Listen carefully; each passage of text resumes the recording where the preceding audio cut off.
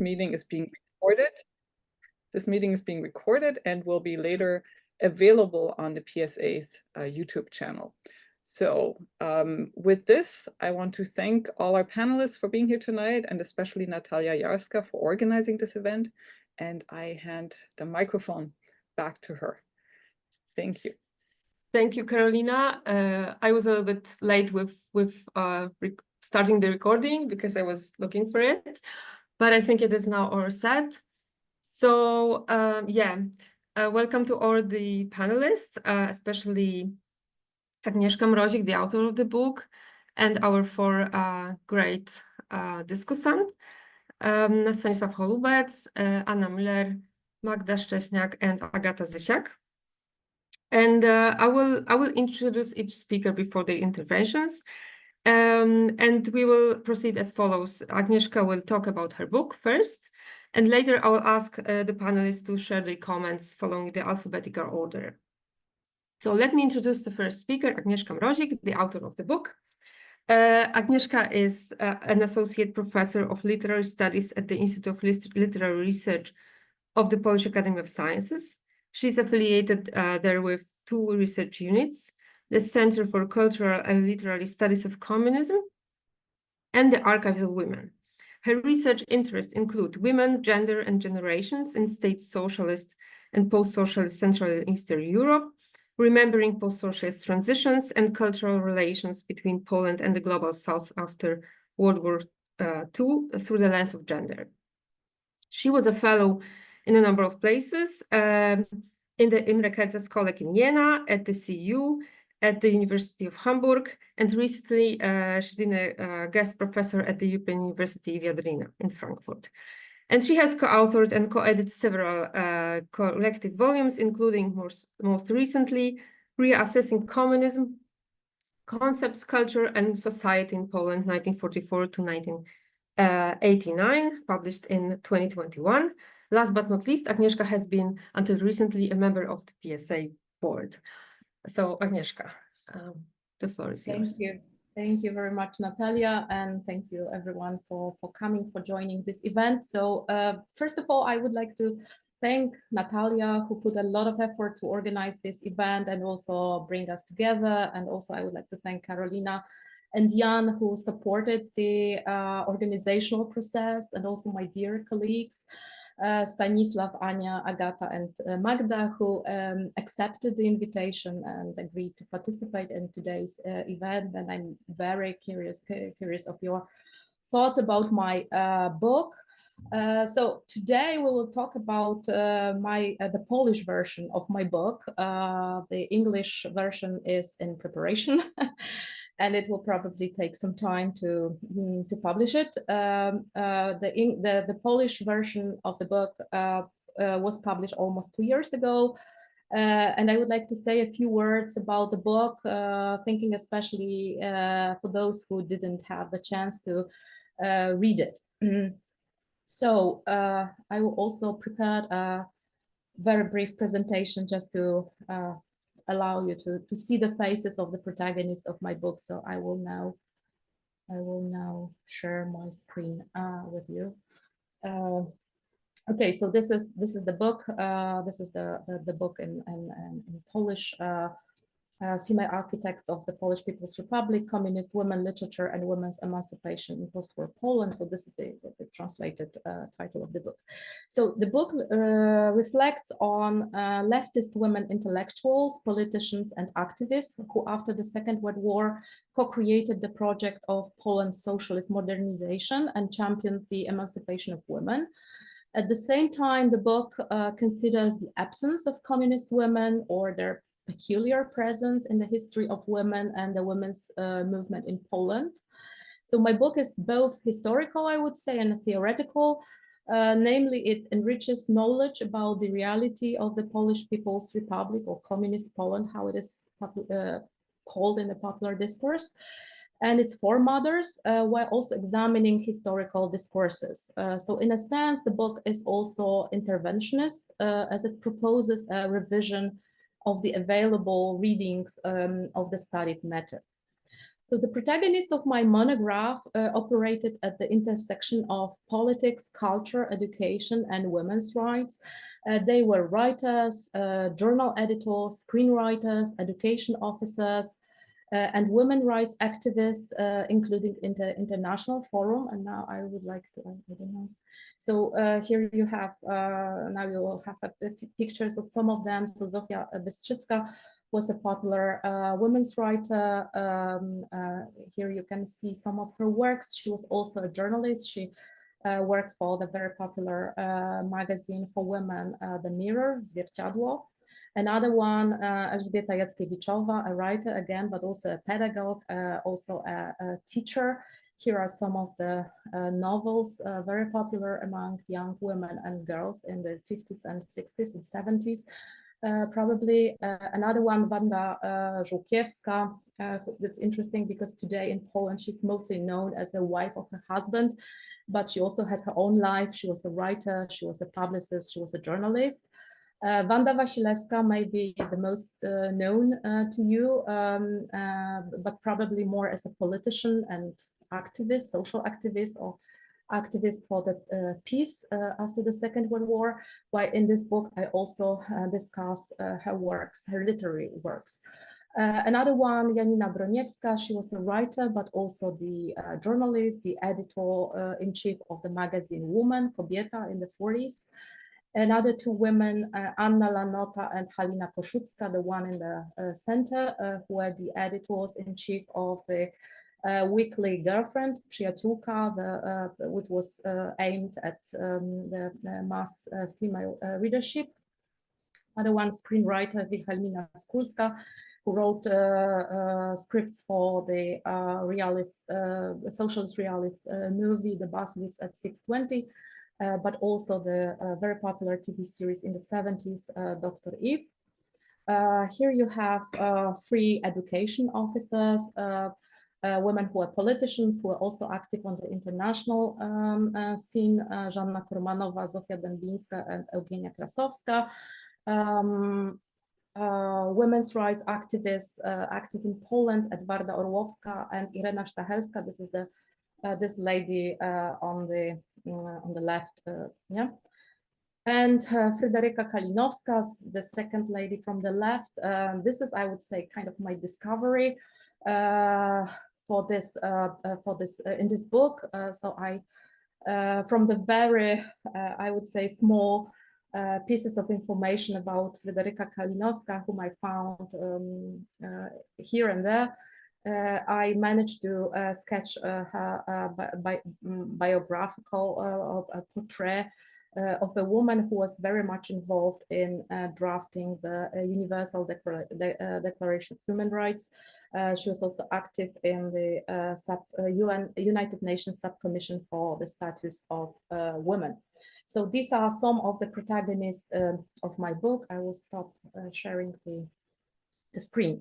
So my book puts forward 4 main theses, I would say. So firstly, the monograph argues that the emancipation of women was an important element of the socialist modernization program implemented in Poland after the end of the Second World War. The modernization happened not only through the dynamic entry of women into the labor force and their employment in sectors and positions previously inaccessible to them, including through intensive education and raising of qualifications, but also in every sphere of life: family, social, sexual, cultural, leisure, and body care. Although the project of women's emancipation drew on concepts predating the Second World War, initially benefiting especially from the experience and commitment of pre-war women activists, politicians, and intellectuals, many gender equality initiatives were only implemented after the war, after the Second World War. At the same time, the project was not homogeneous and immutable. It was subject to intense negotiations and transformations, depending on context, the socio-political and communication situation, as well as cultural changes in Poland and around the world.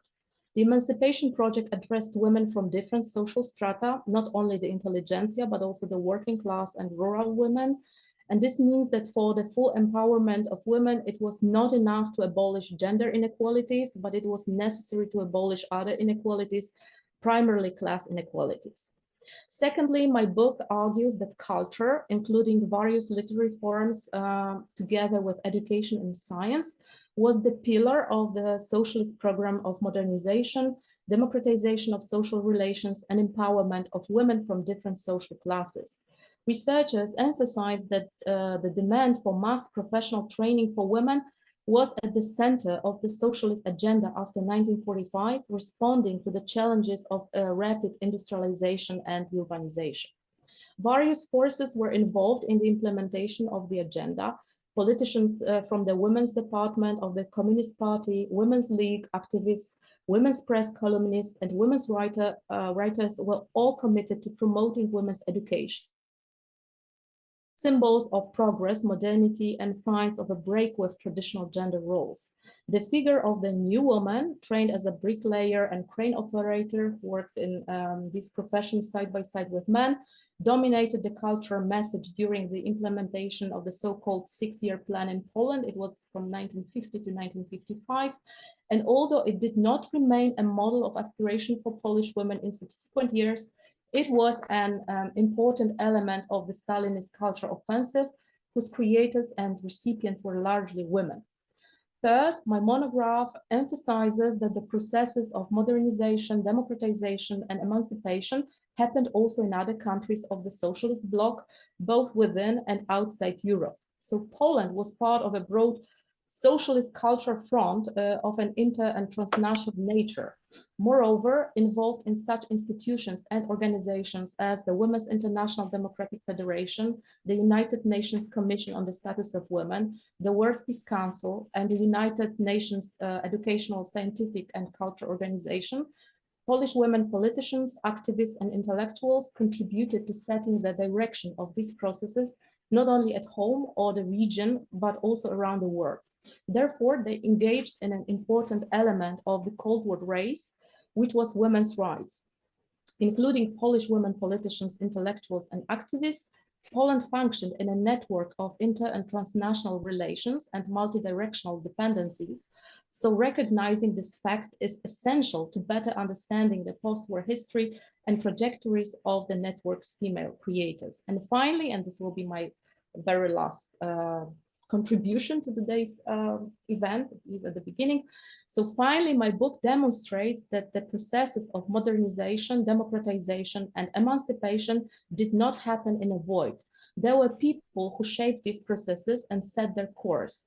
Analysis of the biographies of women who became involved in the reform processes after the war allow us to verify popular notions of communists as others, strangers, enchanted and disillusioned with Marxism, as they are usually described in the literature. The communists did not appear from nowhere. They grew up in Poland, and it was in Poland that their vision of the new order took shape, although it was never detached from the wider geopolitical context. The examination of the biographies allows for a better understanding of how the national specificity of socialism was shaped in practice, but also how local modernizing projects left their mark on the lives of people, including their creators. Thank you. Thank you very much, Agnieszka, for this brief presentation of the book. And now I would like to ask our first commentator, Stanisław Holubec. Stanisław Holubec received his PhD in social history and habilitation in modern social history at the Charles University in Prague. He's a researcher at the Czech Academy of Sciences. He co-authored the monograph, The Routledge History Handbook of Central and Eastern Europe in the 20th Century, Volume 1, Challenges of Modernity, published in 2020, and the biography on Czech interwar anarchist and feminist Luisa Landová-Štychová in 2022. He is also the author of numerous works on Central European interwar and post-war social history, history of tourism, and collective memory. And currently, he has just concluded a project devoted to the history of Czech, German, and Polish tourism in the Giant Mountains. And his book will be soon coming out this year. Thank you, Sando, for agreeing to join this discussion, and I'll give you the word. Thank you very much. Could you hear me well? Could you hear me well? Yeah. Thank you, Agnieszka, for inviting me. I'm really glad to hear that your book will be published in English, because this was the first thing when I read your book in Polish, which I was thinking about, that it must be published in English, because in many aspects this book is really great breakthrough, and really putting new light on many aspects of women's history, not only in Poland, but as well in Central European framework, which I would like to touch a bit. And then I will discuss briefly the question of memory. Because I read your book quite soon after I finished the manuscript of my book on Luisa Landová-Štychová, and she differed to some extent from your heroes, because she was an older generation, active in interwar period, and as a writer. And when she after the Second World War, when she contributed.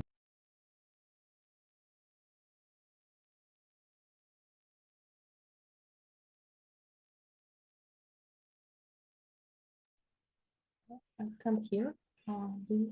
Sandra, I think you pressed something. Sorry, I think it's my mistake. I wanted to mute somebody else, and then it just muted Sandra. Sorry about it.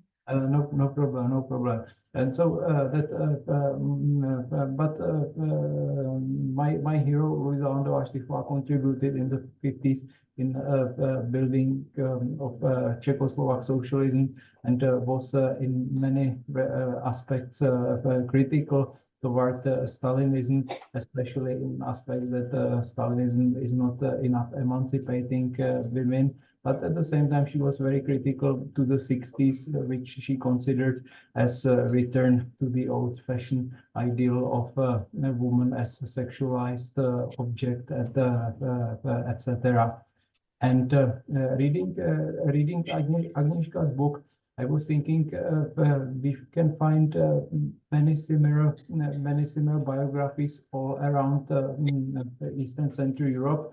I think the generation born, let's say, soon after 1900 was a kind of generation socialized with World War I, and with the Great Depression, and with the Second World War. And I think in these cases, even though the women intellectuals prevailingly came from middle class or upper middle class milieu, then they during those crises appropriated the left-wing points of view, and they were sharing, even they differed in many other aspects, but they were sharing after the World War II that the social emancipation will be accompanied with their gender emancipation.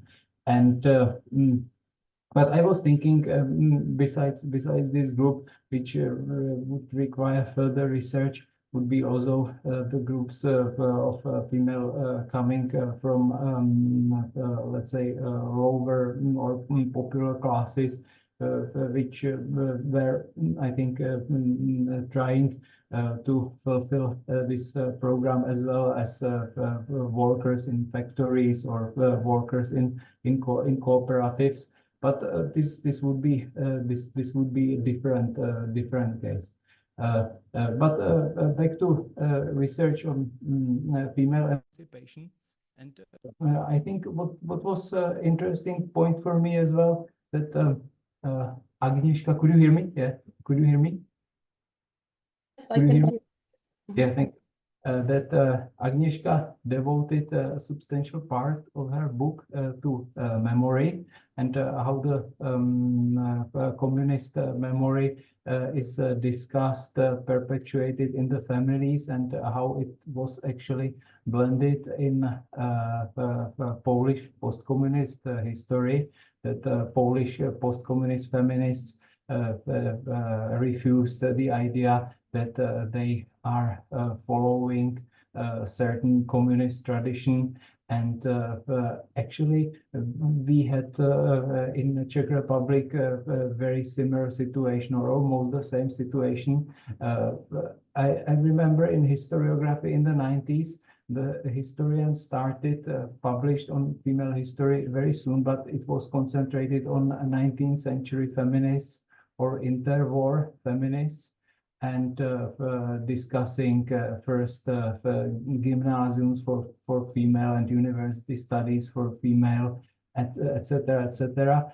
But after Second World War, there was nothing. So it was silenced completely. And even the feminists who were establishing first gender studies in Czech universities after 1989, they were saying that they are inspired from the West or from the 19th century, but they refused any inspiration with the communist past. And this started to change only recently. I think the similar role of the book, which was published by Agnieszka, played in the Czech case re-edition of book of Czech feminist Alena Wagnerová, who emigrated after 68 from Czechoslovakia, was in 60s working as a sociologist, and in West Germany she published a book, Frau und Sozialismus, something like that is the title. And in this book, actually, in West Germany, she was quite strongly criticizing the West German society as neglecting female rights, and was actually advocating certain aspect of Czechoslovak female emancipation in the 60s. And this book has been published again in Czech translation in the year, I think, 2019, so 5 years ago. And it raised a lot of public interest, because in this book it's clearly said that actually in the 60s women emancipation in Czechoslovakia was much more developed than in West Germany.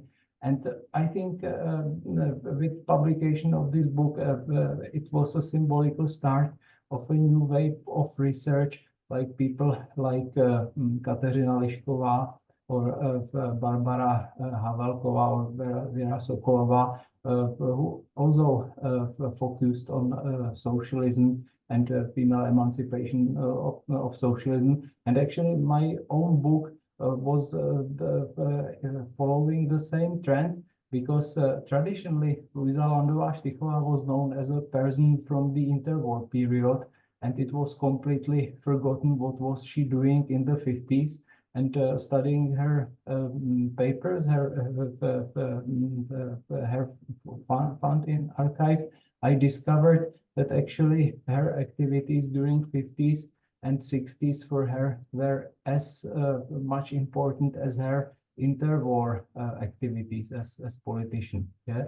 So I think even we can see this shift in focus from interwar feminism to socialist feminism, even in the fates of each personalities.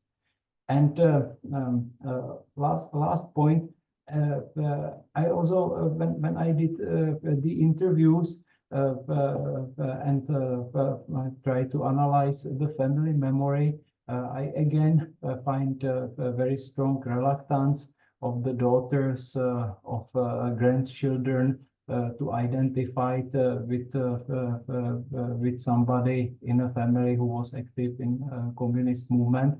And I would say sometimes it's really difficult to contact the people from families of such female who were so active, because they are afraid of certain public scandalization. For example, the streets named after Czechoslovak communist feminists were renamed after the Velvet Revolution, after 1989, and so there is a strong reluctance from family members, and they only step by step are opening and willing to discuss, but the mistrust is still very strong. Yeah, so this would be my question on Agnieszka, if she has a feeling that her book contributed to a certain change in public discussion in Poland. If how was it reflected in media, and if she can feel similar tendencies of certain opening or reconciliation in family memory, etc. So this was from my side from the beginning. Thank you. Thank you very much, Stando, for your comment. And our second commentator is Anna Müller, who is a professor of history at the Frank and Mary Pajeski Endowed Professor in Polish American and Eastern European Studies. From 2010 to 2013, she worked for the Museum of the Second World War in Gdańsk as a curator responsible for the sections of concentration camps and the Holocaust. She is now the president of the Polish Institute of Arts and Sciences in America. And her research interests include modern Polish history, women's history, and carceral studies. Her most recent publications are two books, An Ordinary Life, The Journey of Tonia Lechtman, 1918 to 1996, published by Ohio University Press in 2022, and If the Walls Could Speak, Inside a Women's Prison in Communist Poland, published by Oxford University Press in 2018. Currently, she's working on a new project on participation of Polish Jewish women in the Spanish Civil War. Ania, the floor is yours. Thank you, Natalia, for this kind introduction. Thank you, Karolina, Natalia, Agnieszka, for inviting me to be on this panel. It's a really great honor. Agnieszka, thank you for writing this book. I probably should have started with that. I really love this book. I find it important, insightful, really well written, full of exciting stories. So I will maybe start with the title that I also love, Architektki, which I think sounds better in Polish than it does in English. So for now, I will keep calling it in Polish. And once you figure out the translation of the title into English, then we will call it in English. So architektki, right? Professional women who have a vision, who design, who plan, who oversee a construction of different structures, in this case, a new state, who engage in work that empowers them, provides them with agency, but also gives them a meaning, a sense of responsibility. And I think the sense of responsibility plays a very important role here. So gives us this very multi-layered understanding of sprawczość, again, like using Polish word that may work better here. They consider the functionality of those structures, but also the communities that they serve.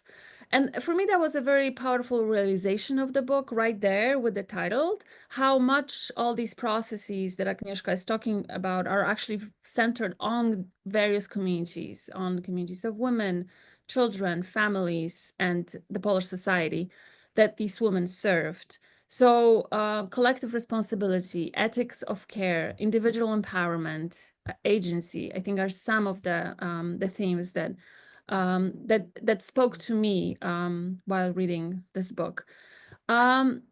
as I mentioned before, I think this is a very important book. And the sheer volume of names mentioned, organizations investigated, archives Agnieszka browsed, books she read is very impressive. I've read it twice already, and each time I gain a very different insight from it.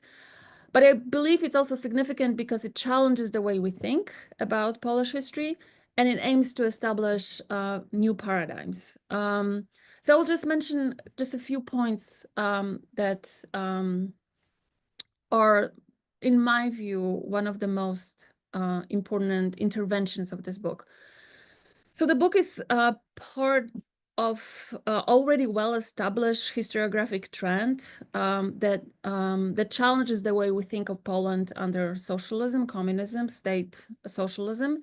The one that challenges this totalitarian communist paradigm, which we used to view the first decade of Polish post-war history, to view that history through the prism of pain, loss, suffering, and limitations. And I have to maybe be honest here that in my first book, I examined the post-war decade from the vantage point of a prison cell where patriots were held for some imagined crimes, right? So to a large extent, I actually contributed to this a historiography of, what totalitarian state was for some, at least some fragments, some groups, societal groups. And I think this is important for all of us to remember that Stalinism was a difficult time, right? And yet I stand with Agnieszka when she sees it also as a time period when a lot of positive changes occurred in the society. There were many successful attempts to improve lives, and she actually speaks to it, shows that on many examples in her book. There were new regulations and laws that were introduced that aimed at empowering women, and in fact improved the lot of many of them. So we see emancipation, empowerment through state regulation as an element of this post-war modernization that she describes in details. And of course, here we enter the lives of this very interesting cohort of women who believed, perhaps felt responsible for fighting to make socialist Poland a more equitable and fair place, that believed that gender and class equality should become the foundations of this new country that they were helping to rebuild after the war. And the women that she's introducing were active on different levels of state administration, from lower level administration to higher decision-making positions to an international organization such as United Nations, UNESCO, and here the example of Fryderyka Kalinowska is absolutely fascinating. They were very much part of the transitional women's movement, and this is definitely one of the most important intervention Agnieszka's book is making. So in my second book, Antonia Lechtman, I actually toyed a little bit with this idea of everyday communism. And I see some space to think about this idea further for my own research sake.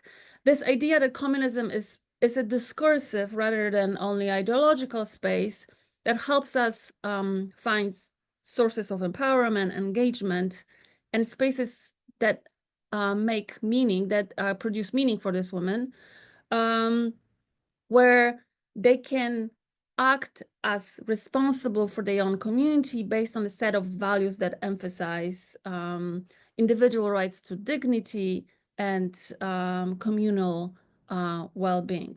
So it's this daily commitment that implies crossing various boundaries, especially the ones that separate the domestic and private from the public and political, even in those most mundane daily gestures. And what I found particularly insightful here in this regard is what Wanda Wasilewska said about communism that Agnieszka quoted, that it's a movement, it's ruch, przekraczanie granic, so crossing those boundaries that is both empowering on individual level, but also meaning-making on a collective level. So I think in that respect, Agnieszka's book also pushes us to think about differently about what communism in this time period was. Very much, very different from the way the communism is portrayed in public discourse nowadays. The second thing that I would like to mention that was very important for me, that I think is very important for all of us in Poland, is this genealogy of the woman she's writing about. It's an important intervention to remind us all that all these women grew out in the interwar Poland, and their activism was a reaction to the Polish experience. So they were very much grounded in the socioeconomic, cultural conditions. They were not ukąszone, as Agnieszka reminds us, mesmerized by communism, transplanted from abroad. They're very much a part of feminist traditions. And in that sense, they may be the missing generational link in the Polish women's movement. So here's my first question. I don't know where there will be space to answer those questions, but I'm very much, and I think here I would echo what Stanisław said, that I would be very much interested in the responses to your book from different milieus, different groups that read this book. Perhaps the reactions depend on what generation that the group, the readers represent. And finally, I'd like to say something about absences, because I think the book, for me, in my reading, the book began with absence. You start by telling us that this lack of knowledge about these women, right? Those revelations of coming across some of these names and realizing how important they were for the state project. Lack of awareness, not only of their accomplishments, but also of this ongoing effort, right? Going back to this concept of Wasilewska's ruch, commitment to empower women in different walks of life, the sense of responsibility that they have for the society they were part of. Agnieszka reconstructs some of these accomplishments, definitely, but she does not stop there. And here I'm again echoing what Stanisław said, because she pushes us to think not only how these stories were constructed or how we continue to construct them, but she also invites us to have this conversation with her of how we should be thinking, challenging the stereotypes, the biases that we carry, and start writing these stories differently. So those absences in history are not only linked to the gaps in the archives, lack of documents, the incompleteness of the documents, but also the layers of stereotypes and assumptions with which we cover the stories of these women.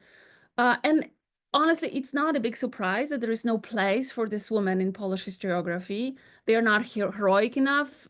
They are situated very close to an active support for communism, state socialism. It's easier to shame them. And here's a well-known example of Wasilewska or Wolinska.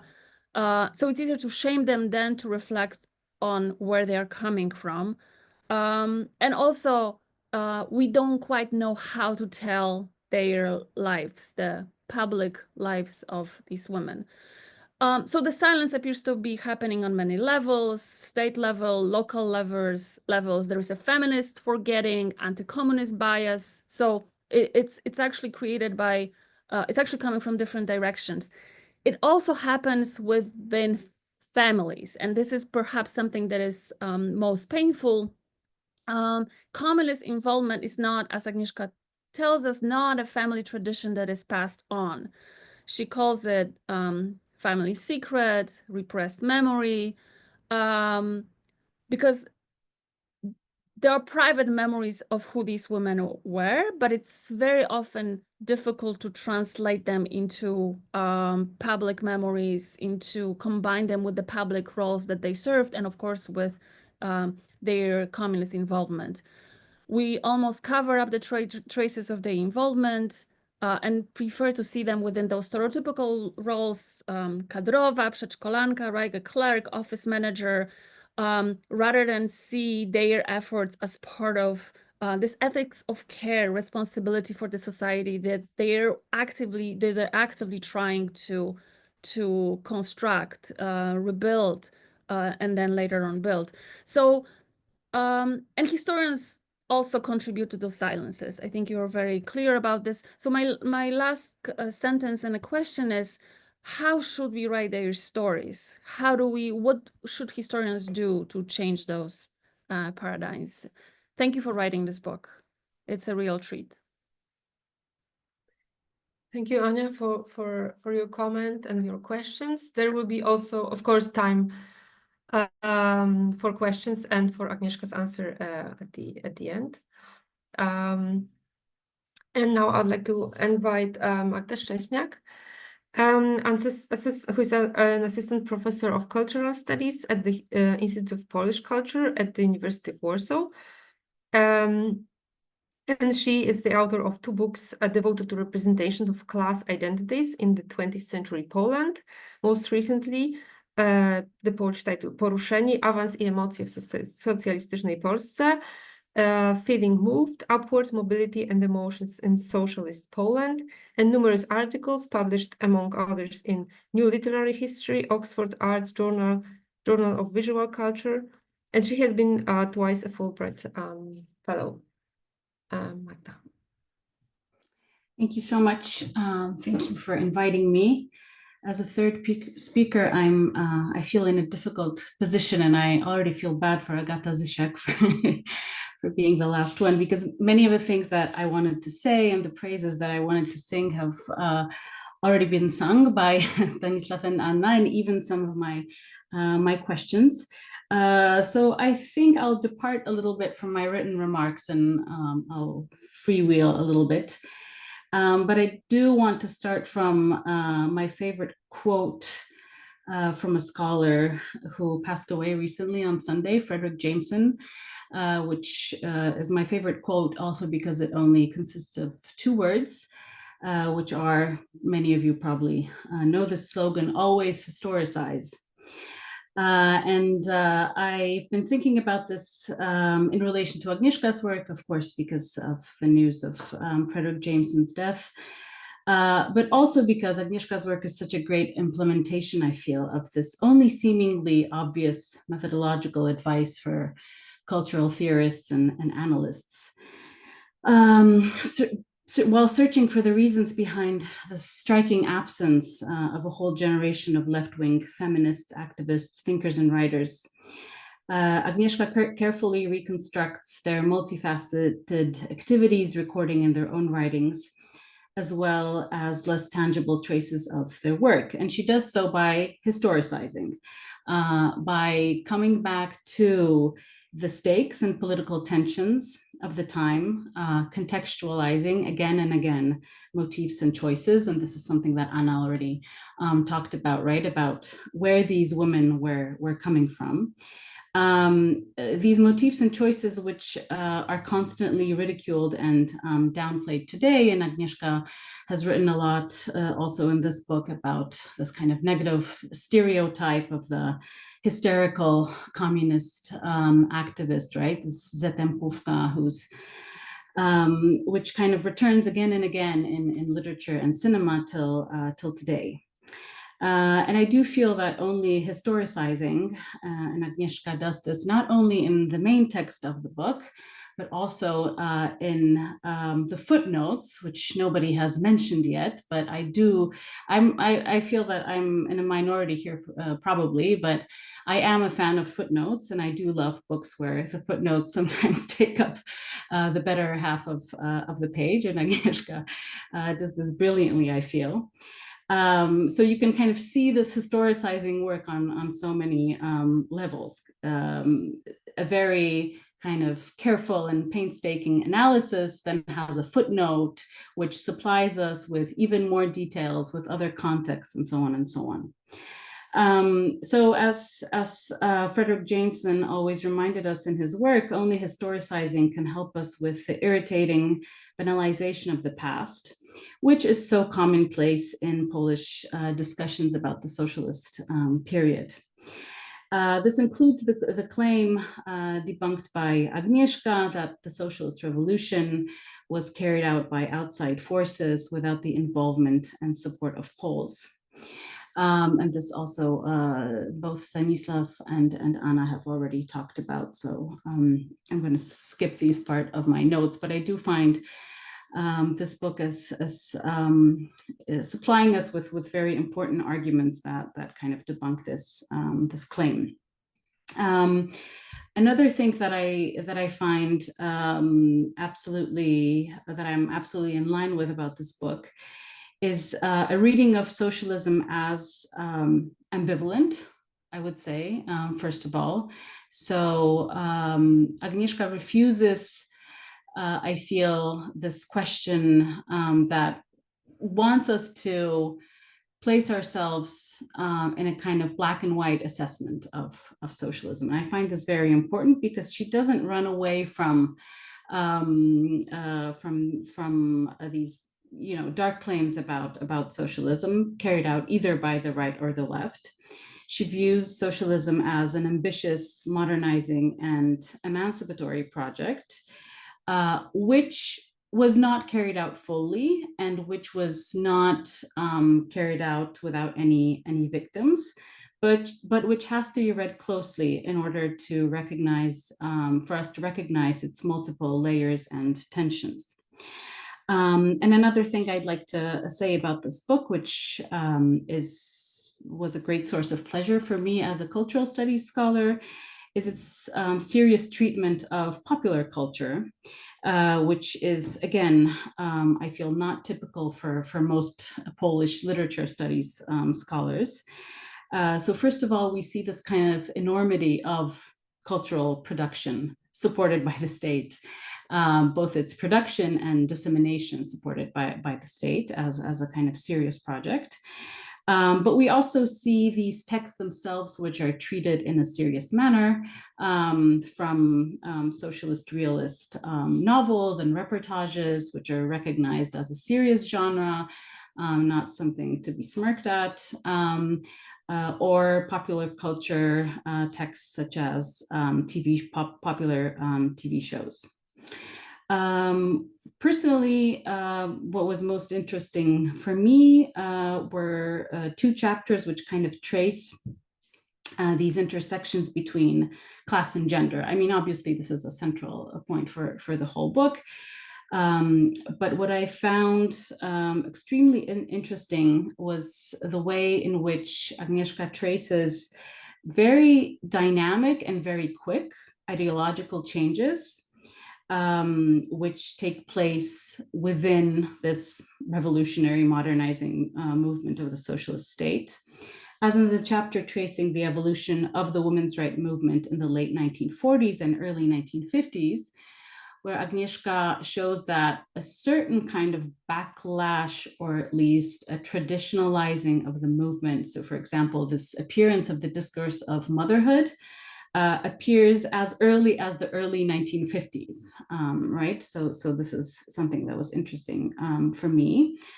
And also the way that she analyzes the role of class in discussions amongst female activists who came from the intelligentsia and who were very conscious about their privilege and kind of sought to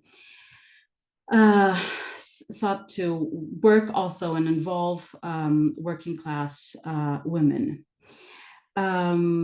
which is important for me because in my book, in my most recent book, I studied the upward mobility of women and the ways in which these ideas of emancipation migrated towards these women.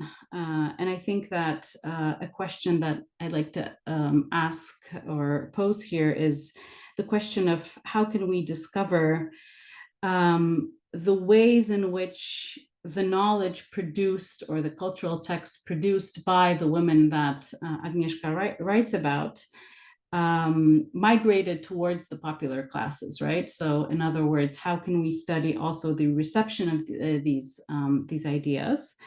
One of the ways that was interesting for me, and I know that this is also interesting to Agnieszka because we co-edited a volume of the journal Kultura i Społeczeństwo together, is tracing them in in what could be called working class life writing. So in the case of our studies, the diaries of women submitted to memoir contests. But I was interested in whether maybe this could be also traced elsewhere, right? So if we could find sources for sources in which we could kind of retrace working class female voices in the early emancipatory period, or even later on in the 1970s. Because what's also interesting, I feel, is the fact that Agnieszka also negotiates 1956, right, as this kind of time that is widely recognized by feminist scholars of the socialist period as the moment of backlash, which Agnieszka shows herself that this is kind of visible in top-down initiatives, and it has also been proved elsewhere. But these changes were carried out not without resistance, right? So I feel what's optimistic about this book is the way that Agnieszka shows that certain emancipatory ideas are difficult to eliminate, right? Once they have been planted. So my question would be, where would you look for the embodiment of this idea, these ideas outside of diaries?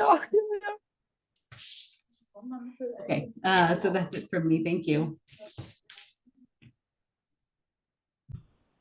Thank you very much, Magda. And our last speaker will be Agata Zysiak, who holds a PhD and is a historical sociologist working as a researcher at the Research Center for the History of Transformation, RECET, in Vienna, and at the Institute of Sociology at the University of Łódź in Poland. Her latest book, Limiting Privilege, Upward Mobility Within Higher Education in Socialist Poland, 2023, examines first-generation students' struggles with reluctant academia.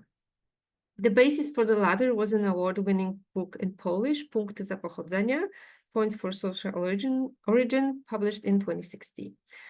She is also a co-author of the book From Cotton and Smoke, Industrial City and Discourses of Asynchronous Modernity, 1897-1994, published in 2018, about urban modernization dreams, as well as other awarded volume based on oral histories, Wielki Przemysł, Wielka Cisza, Great Industry, Great Silence, 2020, examining the collapse of industry in Poland after 89. Agata, the floor is yours. Oh, can you hear me? Yes. Thank you. Okay, Yes. so I'm the last, but with surname with Z and Y, I'm kind of used to it, so I was prepared in a way. Thank you so much for having me. Thank you, Agnieszka, for writing a book again. I was so moved by the book, and actually it influenced me a lot that I immediately wrote a review. It was just published 2 days ago, I think, although it was a year and a half ago. That's how the publishing circulation works, I guess. But it really resonated me on the many layers. As a female scholar, as a women's rights in Poland, as a sociologist and social historian I became during my professional trajectory. And I think it resonates with many of also people being raised and whose lives somehow intersect with modernization in Eastern Europe, gender issues, especially in recent decade, let's say.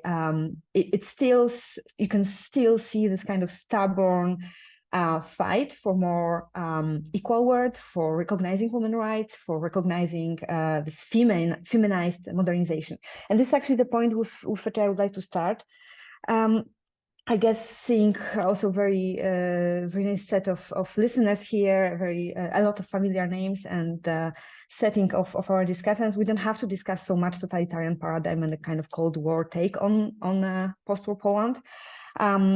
So let me just focus on like stepping this aside, how rich actually book is, because the architects, you might think about the politician activists, about Wasilewska, but the book goes much deeper, and there are some kind of cracks, let's say, in this narrative. Unfortunately, it always has to be like this when we want to get to so-called common people, especially female people, so women. But the effort is constant. So I think this is a great strength of the book, that we see how Agnieszka tries to dig out those stories of teachers, educators, and so on. Popular culture, as Magda noticed, this is one layer, but I think this effort goes in a way deeper. And we also can see how various those attempts and how they were changing over the time. So we start with this kind of reference point of interwar, the very kind of strong cultural program of the late 40s and 50s, but later it also changes in the 60s, not to mention the 70s, to the kind of a closure, kind of the doxa of the whole story, when the whole genealogy, the whole heritage of those feminist socialism or socialist feminist is forgotten. So also the scope is very varied. I think it's not recognized enough constantly, that we don't have any kind of a coherent state that has its agenda and does not change, and just maybe generation change and some factors. No, it's a very very fluid in a way, all constantly being changed, constantly being negotiated, political system, social reality, like in a move. And I think it's also pretty much visible through the narrative of the book, which moves constantly from social history and the memory studies. So we also can see how those layers interact, and also how difficult for a scholar is to negotiate between them. So I think that one of the few things I have taken from the book is that modernization attempts do vary a lot, despite the position. And of course, this is kind of an obvious fact, but we can really see that when we look for the position of women, suddenly the center of emancipation is education, children's rights, divorce, not education, but reproductive rights. And this completely changes the vision of what modernization is, what is political revolution after 45. And I think bringing in the center this very basic, very much needed, very much entangled in a human rights discourse aspect is one of the great gains, that suddenly we completely switch the perspective of how to look on a post-war modernization. And the second, and this is kind of my personal, let's say, interest that sometimes I even fall in the conspiracy theories, is of course class. And here this is a big challenge of the project, but we can see that many of those public figures, especially politicians, are those from the former intelligentsia houses, that the cultural capitals are high, that in a way the biographies were shaped against their family habitus, what they were, the kind of the scope when they were raised. And again, we can see that maybe there's no escape from that, but they take the majority, kind of the central role, and reaching those who are from the lower classes is a constant struggle, but it's very difficult to be achieved. Therefore, we can see that this intersection of class and gender, as we know, intersection works, that it overlaps with also different social categories. And here, I think what is a great achievement of the book, we see how politics interact, that this is another layer that actually structures those history. Not only many of the Agnieszka's protagonists were kind of discriminated, disappeared because of their gender, some of them because of their class. But the third very important factor here is the politics, like a triple burden against the double burden. And here as well, we can see the great power of belonging to the party, and later how you are remembered. So there's kind of this at least three-dimensional structure, how those biographies are shaped by the structure. This is why I think this book is so moving, because this totalitarian paradigm against which Agnieszka is arguing intervenes here with patriarchy, like very, very universal aspect of that. And I think you can see how repeatedly they experience discrimination, and those are universal processes like glass ceilings, sticky floor, all very well described by the also Western feminists and so on. And for this is one of the reasons why, for me, this book was so moving, that we can see that it's kind of structural dark side of patriarchy that can be seen for every chapter, and how stubborn and conscious effort it demands to be overcome, to change those sisters, mothers, daughters into the politician, activist, expert, journalist, and so on. Like this is like never-ending story. I was thinking about it, especially with analysis of Przyjaciółka, because Agnieszka also analyzes press and letters to the press. and very early research of sociology sampling Kłoskowska, and that was happening in like late 50s and 60s. And still, like, we can reach those materials, reinterpret them, but this is like a kind of a constant battle that seems not to end so much. And the last point is that Agnieszka intervenes also in the kind of circulation of knowledge production. I think it's the best seen with often quoted work of Magdalena Grabowska, Zerwana Genealogia, which would be like, I'm not sure if there's any English title approved by Magdalena, but kind of stopped or interrupted genealogy that shows how this heritage of socialist feminists was forgotten during the 90s, and the Western hegemonic paradigm of feminists took over. I think this is one of the most important and kind of sad ending of the whole story.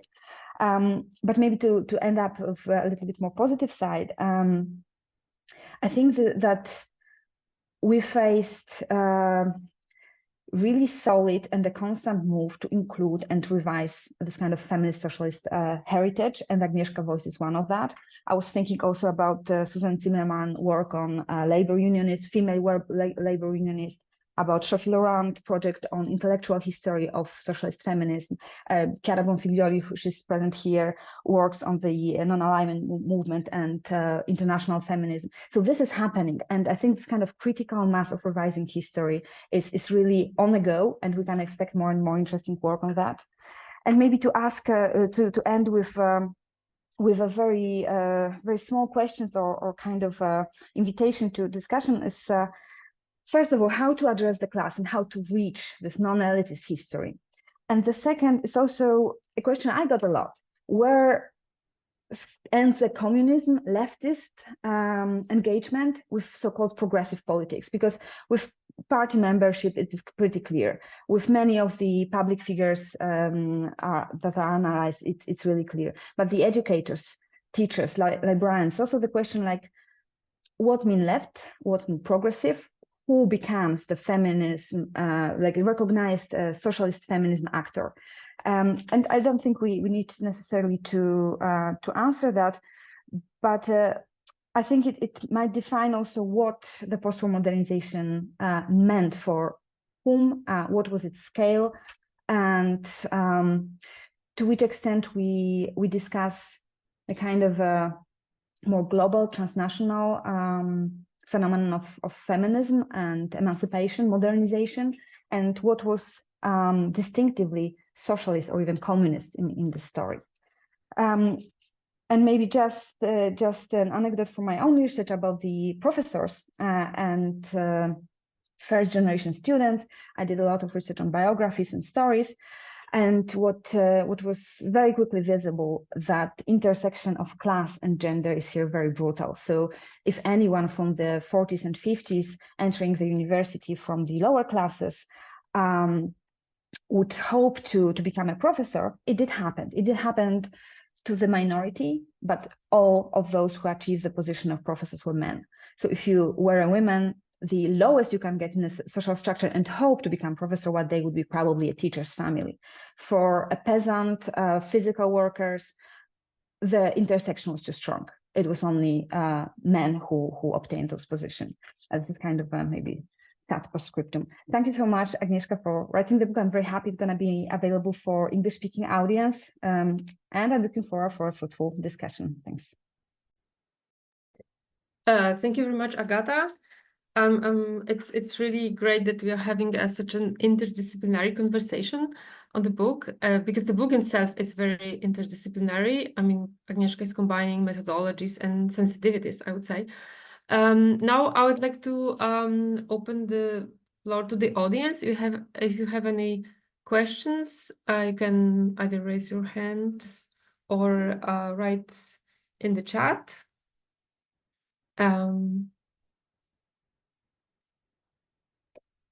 Let's wait for a minute, and then, of course, after those questions, Agnieszka will have the time to respond and to share your thoughts. Any questions, comments?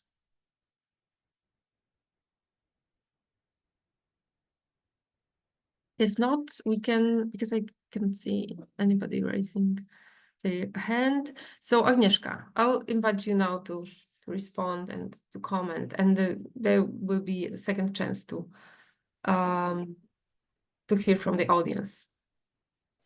Okay, so first of all, thank you very much for reading this book, which is a big book. I mean, it's like 500 pages plus 30, so it's a big book. It's a dense book. It has a lot of footnotes, as Magda mentioned, and sometimes I have this tendency to write like the main narrative and the footnotes are making their own narrative. So I know it's time consuming, and it takes time to read it. So that's why I'm so happy to hear all your thoughts and comments and questions, yes, coming from different perspectives and from different disciplines.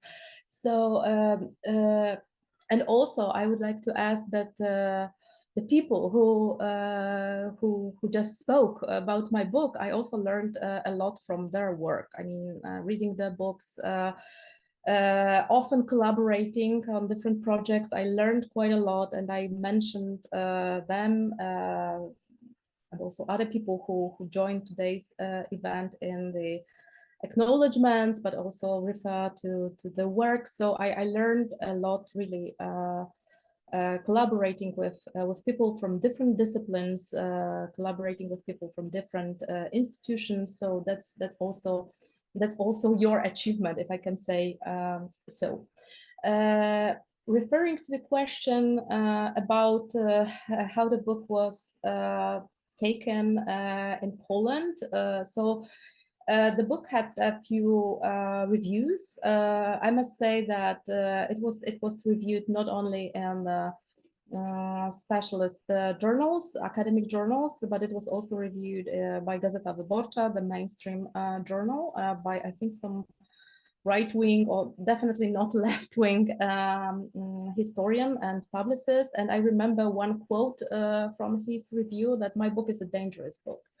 So because and if someone is reading the book, the readers have to pay attention to it, because this book has its own agenda. And I think that this reviewer was right. I mean, that the book has an agenda. It's of course academic agenda to broaden the knowledge about these women, about these times, historize. Yes, I agree, but also, you know, to think about different projects of women's emancipation, different genealogies, different traditions, how they were forgotten, sometimes intentionally erased. And what can we take from them today, when we are struggling with so many challenges and you know, difficult moments as women, as people, as minorities. So I wanted to bring to the fore the tradition of communist, socialist, left-wing activism and thought, also political thought of these women, and to see if we can learn anything from them today, and if we can learn anything from them, what is that we can learn from them. So this is also my this was also my my agenda. Also the serious discussion about modernization project that I treat state socialism, also thanks to works of colleagues who spoke today. I see post-war period, of course, as a complex, sometimes ambivalent, I agree, but also a kind of the modernizing period in the history of Poland, in the history of Central Eastern Europe. Of course, it has its ups and downs. I agree with that, but I think that 35 years after the fall of the Berlin Wall, I think we are in this place when we can start talking seriously about what happened 70, 80 years ago. So, so yes, the book is dangerous because it has its own agenda. So that was one of the reviews. Another, there are also some reviews by feminist scholars, feminist colleagues. And yes, I agree, what Anna raised, a generational aspect is very visible here, namely, I would say senior career colleagues are much more open to my book, I guess, and I'm waiting for a few reviews which the author sent me, so I know what they wrote, but the reviews were not published yet, and I see that they kind of discuss with me in the reviews, but they say yes. I think there was something wrong with it after 1989, erasing this this period of women's activism under state socialism. So I think that there is some reflection here. Maybe some conversation will begin. I'm also very much curious how younger colleagues will read my book and what they will take from it, if anything. So I'm still waiting for reviews, but from the reviews I receive, I see that there is some reflection. Of course, it's not only thanks to my book. There are many books that are being published recently on taking this this topic from different angles. So I see my own book, my own point as one of the points in this bigger, larger, longer conversation. Referring to Magda's question about how we can study the reception of works produced by these women among popular classes, I try to try to address this in my book, but now I think deeper about it. So we can definitely definitely refer to the letters by the female readers sent to the press, but also to authors themselves. Studies of readership, reading groups records, but also school surveys for the best book for young girls, for example. So some of the women writers I introduced you at the beginning of today's event, like Zofia Bystrzycka and Jackiewiczowa, they were very popular among young women and girls. They were read. They won the school readership competition. So, but I don't know how this book influenced their readers' life, but definitely these books were read. Maybe not all of them. Probably those more popular were read more often. But yes, definitely these books reached the readers. Also, the question asked by Agata, how to reach the class. This is a great question. I try to do this the best I could in my book. I try to present how my protagonists, yes, coming mostly from the intelligentsia, with this intelligentsia habitus, I agree, how they struggled with their family traditions and with themselves, how they try to be probably more progressive that would occur from their experience.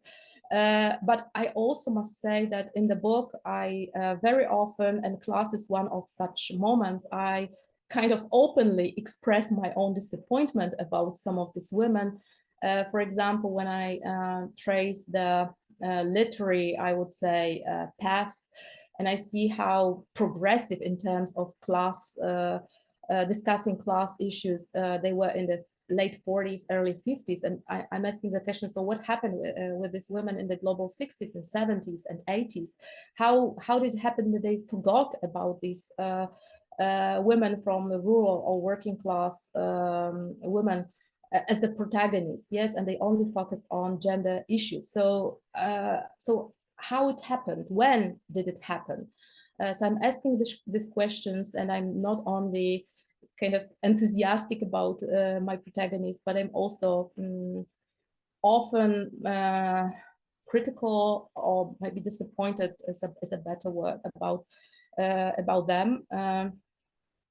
Yes, so the issue of class is very important. I just want to say one thing which I kind of maybe it wasn't present in my initial presentation of the book. Many of my protagonists, so we discussed class, we discussed gender, but I forgot to mention that many of my protagonists were of Jewish origin. They came from Jewish families. Some of them came from Jewish intelligentsia families, but they are also women coming from Jewish very poor families, working class families. But they kind of believe that this communism or state socialism or the project they were involved in will kind of abolish all these divisions between people, also in terms of race or ethnicity. And many of them ended up disappointed. I have this chapter about the memoirs of communist women. When my protagonists were retired, so mostly in the 60s, 70s, some of them 80s, they wrote the memoirs, the diaries, memoirs. Some of these memoirs were published, which means probably censorship involvement. Others were never published in that time. Some of them were published very recently, like the memoirs of Sarah Nomberg-Przytyk, who was a Jewish communist communist woman, very active in the 40s and 50s. But then she was kind of touched by anti-Semitic witch hunt in the 60s. She left Poland, and she wrote her memoirs. Some of them were published. The last volume of the memoirs was published last year. And she expresses disappointment about the anti-Semitism of the Communist Party. She's really upset. She's really disappointed, even though she says she will always be a leftist person, but she is disappointed about what happened there. I would like to finish with my last comment. I told you about Fryderyka Kalinowska. This is a kind of a discovery which I made thanks to Franziska de Haan. I'm not sure if Franziska is still with us. I remember Franziska asked me a question about Fryderyka Kalinowska because she was preparing some lecture, and I never heard about Fryderyka Kalinowska. I started asking colleagues, friends, experts in Jewish studies and women's history and communist studies. And no one really knew about Fryderyka Kalinowska. But I was very much thrilled about Kalinowska, who was of Polish Jewish origin, born in Lviv. She barely, I don't know how she survived Holocaust. She did, but then she was a translator, an interpreter, an official working in a Polish embassy in Washington, connected with this Polish mission at the United Nations.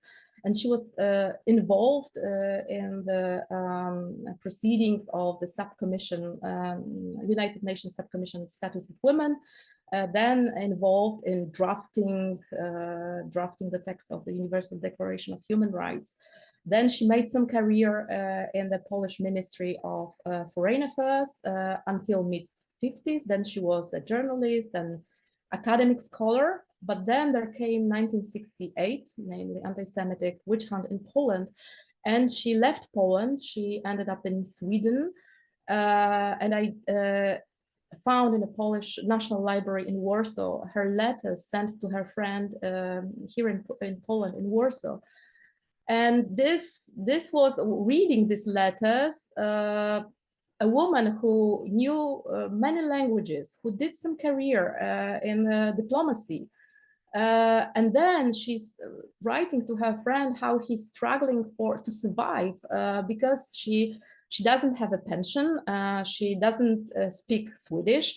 She has to live in some room which she shares with another person, and she was in her 60s at the time.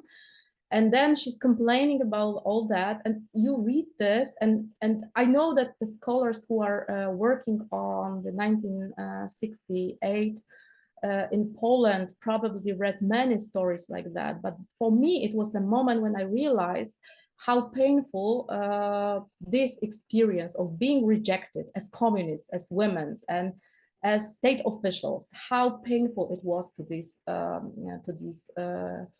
women who and men probably who were expelled, left Poland in the 60s. So I just want to say that many of it's not enough how I treat the Jewish issues in my book, but I want to say that I'm very much aware that many of my protagonists were of Jewish origins. They had these great hopes, big hopes, they were involved. But then I'm not saying that all of them were disappointed, but the amount of pain that I read in these letters made me thinking what this project, communist state socialism, really was. For these real people, which I try to grasp in my book. So, yeah. Thank you. Thank you very much, Agnieszka. We have a question from Chiara Pemfiglioli on the chat. I will read it. Thank you for these great presentations. I would like to ask how these women active in Polish public sphere related to the Soviet Union and its model of women's emancipation and female leaders over time, but also to models of women's emancipation in the third world, especially in relation to women in anti-colonial movements. Thank you, Chiara, for this question. This is something I plan to work on. I just started working on the new project, and this will be something which I will be working more soon. But I did some preliminary research, and I, for example, went through the official press organs of the League of Women. It was Nasza Praca journal, Our Work. When the League of Women, it was a mass women's organization under state socialism. It was established in 1945, and I think it still exists, but it's not that powerful. But these women had the official press organ, Our Work, in which they recorded these meetings with the Soviet women and also women with the third world countries. So I recently finished an article about this, how these contacts, how these relations were portrayed on Nasza Praca pages. So I had this observation that definitely in the late 40s, early 50s, the contacts with the relations with Soviet women were very much present on the pages of Nasza Praca, Our Work, and there were these exchanges, these trips and return trips and all that. It was there, but beginning from the 60s, late 60s, 70s, you cannot read so many information. You cannot read so much about this context, but definitely the relationships with women from the global South countries are present there. So women from Vietnam, women from African countries, from Asia, yes. So these trips of Vietnamese women, for example, to Poland are registered, and also the trips of Polish women to Vietnam. It is all there. So yes, definitely they were involved in these relations, and these relations were recorded in this at least official women's press. Thank you, Agnieszka. We have Katarina who wants to ask a question. Yeah, thank you very much. I'm here from Berlin right now, and thank you, Agnieszka, for the invitation and the great book. And there was the question about the reaction reading this book. And I have to say, for me, it was a huge relief to see your main thesis, as well as maybe Magdalena Grabowska's, as well as Katarzyna Stańczak-Wiślicz, because that you underline the effect of the broken genealogy and criticizing this narrative of that there was the first wave, then there is nothing, and the second wave in the 1990s. Since I wrote a book from the perspective of history of science and the emergence of the development of feminist thought styles in Poland, and my starting point was that there was nothing in the 90s, because I believed in this founding myths, I must almost say, and that there was no gender studies before, and this epistemological analysis. And I think that's a very important thing, that we work really, we show the fine lines, and that then we can find the old biographical context, as well as the state of the research. For example, in my case, it was Magdalena Sokołowska, Barbara Tryfan, Diana Zawarzykowska, who were really important scientists in the gender studies in the period from 1960 until 1989. And I think, because one question was also how we can write a new history, maybe, or the picture of history, and I think it's interdisciplinary. If some actors wrote from the history of science, then there was a cultural anthropological approach. So maybe we can raise a new, very tense picture, and also from a new point of view, that we are not so much involved in the history, because some of us didn't grow up in the Polish Republic and PRL. So thank you again. As I said, it was a relief, and I think it will be really groundbreaking for the new generation. Thank you very much. I just want to say that, yes, I forgot about Anya's question, what historians can do to write the stories of these women. I would say collaborate with literary scholars, but also with culture scholars, sociologists. So I agree with this comment about interdisciplinary work. Of course, we are working within disciplines, but also we try to cross these disciplinary boundaries. So I think this is the key or the solution to do that, right?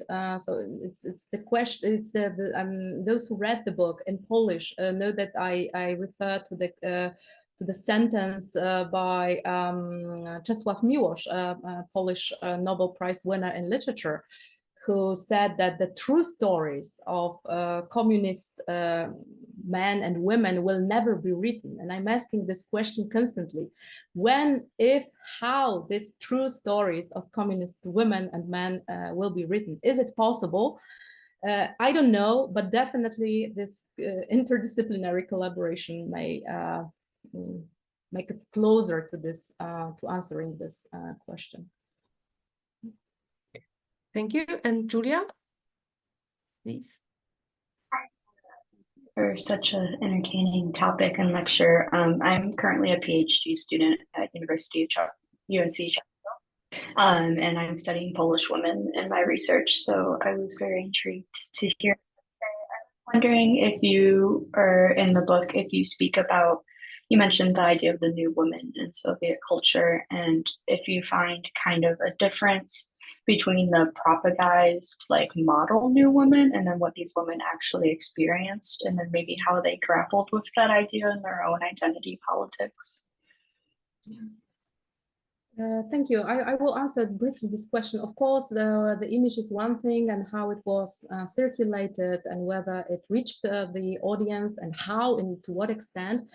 I don't have this question, but I have it in the book. One of the, let's say, public figures, female public figures in Poland, Anna Walentynowicz, who was the woman of the Solidarity movement, but before she ended up in Solidarity movement, she was a crane operator, and she was also the member of the League of Women, this mass women's organization. And in her memoirs, she provided this sentence or this recollection. When she was a young woman in the early 50s, she saw a woman with a hammer, a poster of a woman with a hammer and a saw. And she said, this poster, and she said that as this anti-communist opposition woman at the moment.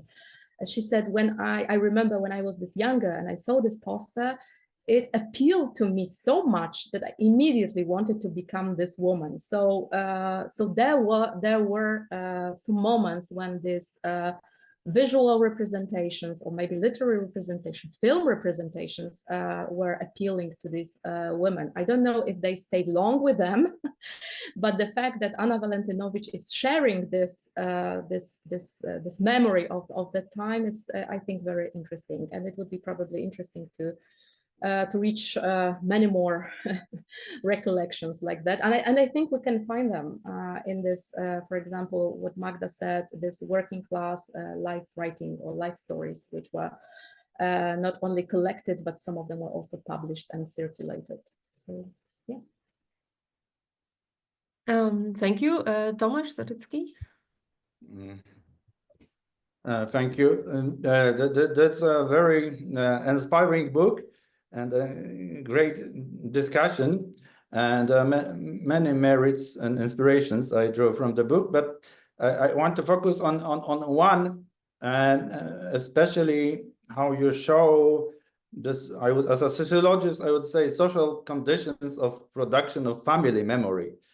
And this moment when you interview the descendants, the family, and you challenge, in fact, the narrative, and you show the context of the contemporary memory, family memory making, which is fascinating. I think this is like a very inspiring moment for all of us who study like biographies, because I think this also helps us to self-reflect that we may be also, like, to some extent restricted by the current conditions of knowledge production.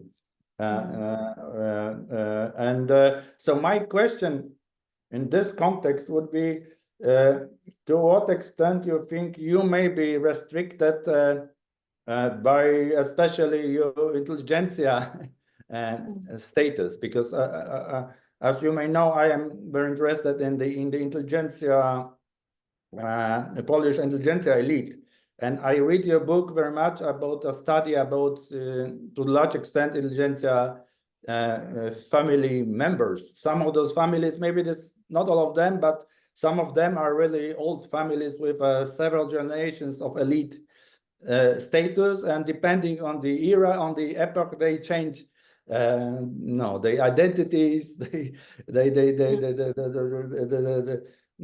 way they function, but there is this continuity, and although some of them may even have bourgeois roots, most of them are more or less intelligentsia, members of intelligentsia, and it seems we both are also intelligentsia members, or maybe if you don't feel so. So this would be my question, because I wonder to what extent it is possible to write this kind of even critical study without relying on this very central and quite normative Polish intelligentsia ethos. That to some extent, I read also the prize that you rightly deserved here, but expressed in this very traditional Polish intelligentsia manner. That these are those great intelligentsia heroes. They may have different political orientations, but they are still this elite intelligentsia women. And so my question would be, do you think we should somehow question this very intelligentsia frame from which I think most of us operate, because there's maybe nothing else. This is, I think, also what Agata Zysiak is constantly working on, especially on this university history, that it was so difficult in the Stalinist period to overcome the very frame of intelligentsia elite as the only point of reference for even for this very progressive modernization project. Yeah. Thank you. Definitely, and I raised this in my book, and I called it disappointment with my women, with my protagonists, that in the 60s and 70s they suddenly gave up on writing about rural women and working class women, and they just started writing about women's problems, and it suddenly occurred that these are the problems of women, young women or girls from the big cities or even towns, but they were marginalizing or overlooking these the problems of rural girls or small town girls. So yes, so I think that eventually it was really difficult, even if they really tried hard for them to go beyond this intelligentsia paradigm. And that's why I called it a kind of my personal disappointment. When we speak about the children or grandchildren, so those with whom I spoke or whose memoirs or autobiographies I read or family sagas I read, so yes, definitely I'm struggling with this intelligentsia framework, or how our public discourse in Poland functions within this intelligentsia framework, and how it's difficult to overcome these patterns, especially in storytelling and this autobiography. So yes, I try to challenge this in my book, but of course you are right, I'm also a member of intelligentsia, or at least I'm an academic person working in a bigger city, so I cannot say I'm free from that, but I try. It's also the issue of the background. So my background is not a big city background, so maybe it's easier sometimes to ask these questions which are difficult to touch or ask within this old intelligentsia circles. Yes, so that's definitely there. So I definitely think we have a problem with this intelligentsia ethos or framework, and my protagonists also have this problem. So that's something which I kind of try to demonstrate in the book, not to hide it and say, well, there were these women who really tried hard, but yes, but they couldn't make it, at least not always. Thanks. Thank you. Magda Szczesniak? Yes, because I also had a comment in relation to Julia's question, because what I found interesting in my research of working class life writings, such as diaries and memoirs, was the fact that you can really find reactions to these images and texts that are spread, especially during the socialist realist period in these writings. But they're not always obvious reactions, in the sense that in the earlier writings, you can really see that these images are sources of inspiration. But then in later moments, for example, in texts from the 1960s and the early 1970s, they're also used as this kind of starting point or entry point for a critique of the socialist state. So they're used to kind of show that the socialist state is not really living up to its own standards, is not really fulfilling its own promises. So for example, you have these writings of working class women that show that reality for working class women doesn't really look like these images from socialist realist movies, or you have these quotes of socialist or communist slogans in order to show that they're not being fulfilled in kind of everyday practices of either state institutions or within schools or within factories and so on and so on. So it's interesting because Agnieszka quoted this biography of Anna Walentynovich, where you can see that, you know, these socialist images, they function as a source of identification. These women are proud to see themselves being reflected in culture. But I think, you know, it's also interesting to see how they later on use these same images in order to critique the state for not living up to its standards. So they continue to be a very kind of inspirational texts and images, but in a slightly different way. Thanks. Thank you, Magda. I think, I mean, I see no more questions. I think we should be slowly finishing this conversation. Thank you so much. Thank you so much, Agnieszka, for writing the book. Thank you, all the panelists, for sharing their thoughts and comments. Thanks to the audience for being here and contributing to this discussion. And see you, hopefully, at another events of the PSA. Thank you. Thank you, Natalia. Thank you. Thank you so much.